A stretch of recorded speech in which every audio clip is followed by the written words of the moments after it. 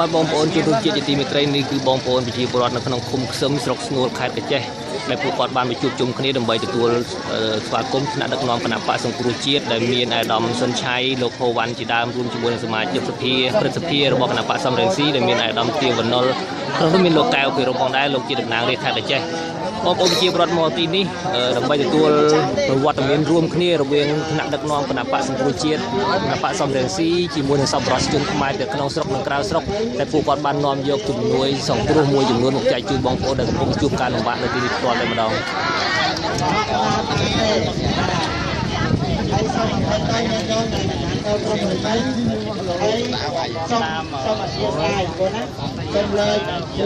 ជំនួយសង្គ្រោះមានភួយចានឆ្នាំងអង្ករ